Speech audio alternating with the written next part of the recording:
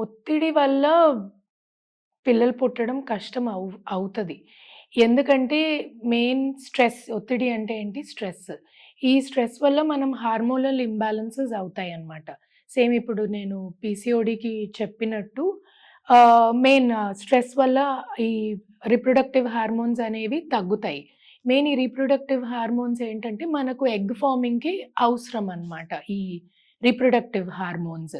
So, main stress అంటే మన full హైపోథాలము pituitary axis నుంచి ఈ హార్మోన్ ఇంబాలెన్స్ అంతా అవుతుంది.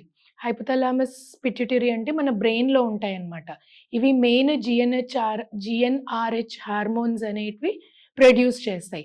ఆ హార్మోన్స్ మన ఓవరీని స్టిమ్యులేట్ చేసి, ఓవరీతో అవి రిప్రొడక్టివ్ హార్మోన్స్ ప్రొడ్యూస్ చేస్తాయన్నమాట.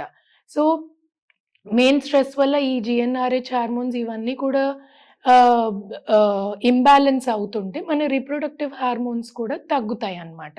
సో, దీనివల్ల గర్భం రావడానికి ఖచ్చితంగా ఇబ్బందవుతుంది. సో, ఇవి బ్యాలెన్స్ కావాలంటే మనం స్ట్రెస్ తగ్గించుకుంటేనే బెటర్.